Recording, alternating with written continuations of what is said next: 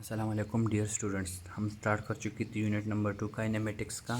KP government का text book है physics का ग्रेड 9 का, ये आप लोग देख सकते हैं। फिज़िक्स से ग्रेड 9 का केपी गवर्नमेंट का टेक्स्ट बुक है। हम स्टार्ट कर चुकी थी यूनिट नंबर 2 काइनेमेटिक्स का।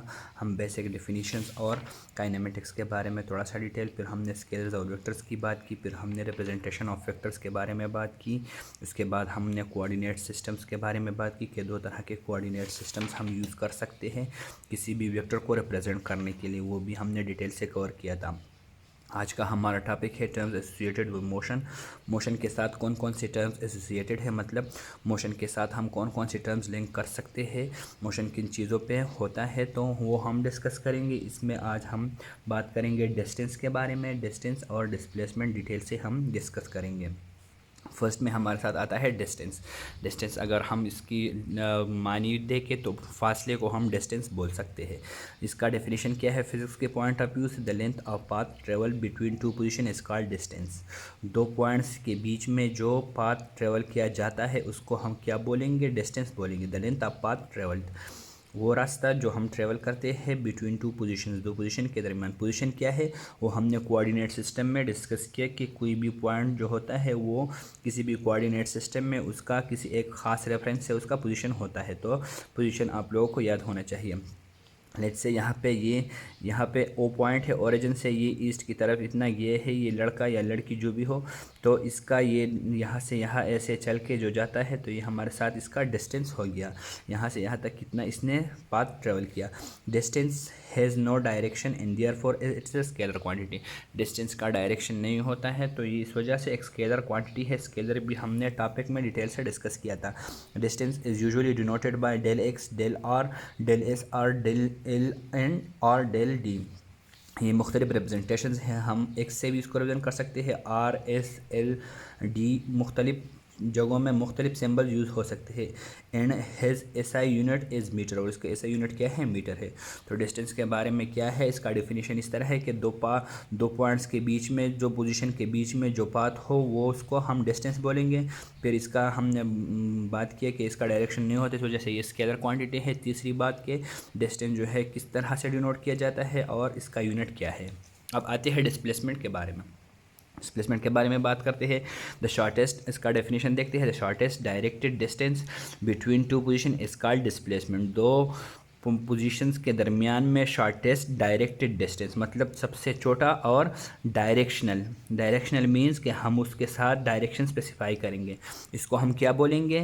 इसको हम डिस्प्लेसमेंट बोलेंगे। इसका दूसरा डेफिनेशन भी इस तरह है कि straight distance from one point two another point is called displacement. Straight distance दो पॉइंट्स के दरमियान। लेट्स से हमारे साथ एक पॉइंट ये है इधर, इसको मैंने ए पॉइंट बोल दिया और इसको मैंने बी पॉइंट बोल दिया।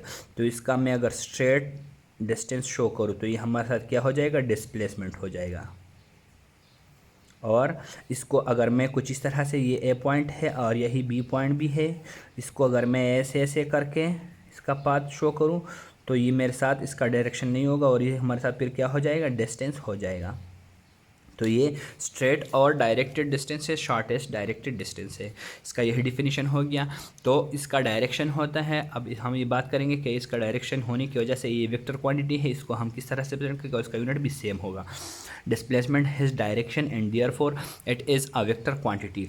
Displacement is usually denoted bye, यही सारे सिंबल यूज होते हैं लेकिन इसमें अभी इसके ऊपर एरो लगाएंगे। ये देखें सारों के ऊपर एरो लगाए, एक्स के ऊपर भी, आर के ऊपर एस एल एंड डी, और इसका ऐसा यूनिट सेम है एज डिस्टेंस के, मतलब इसका भी यूनिट जो है मीटर है।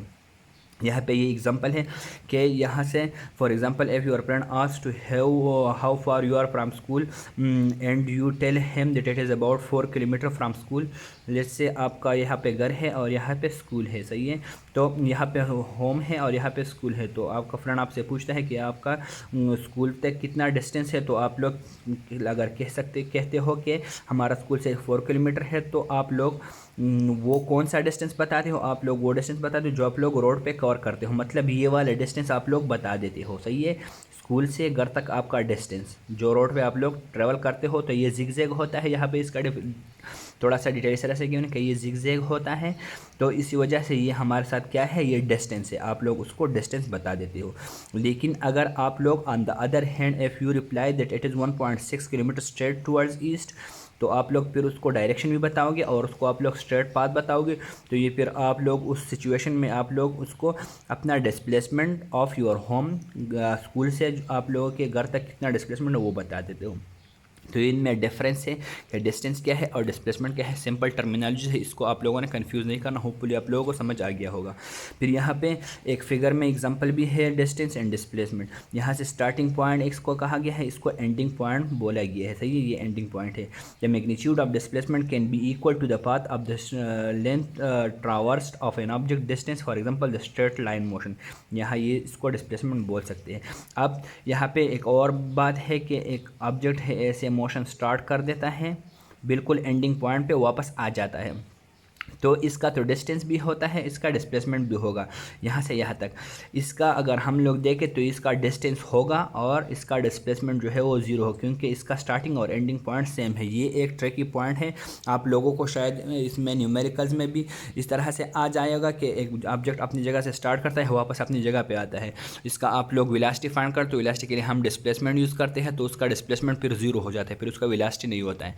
तो ये स्टार्टिंग और एंडिंग पॉइंट का कुछ इस तरह से है कि किसी भी पॉइंट का, किसी भी ऑब्जेक्ट का स्टार्टिंग और एंडिंग पॉइंट सेम हो तो उसका डिस्प्लेसमेंट फिर जीरो होगा। उसका डिस्टेंस तो होगा, उसने डिस्टेंस ट्रेवल किया तो होगा, लेकिन उसका डिस्प्लेसमेंट जो है, डिस्प्लेसमेंट तो डायरेक्टेड डिस्टेंस है, तो इसका कोई डायरेक्शन नहीं है, इसका स्टार्ट और एंड पॉइंट सेम होता है, तो इसका फिर जीरो हो जाता है। यहाँ पे मैं इसका डिटेल आप लोगों को ये लिखा हुआ ये समझा देता हूँ।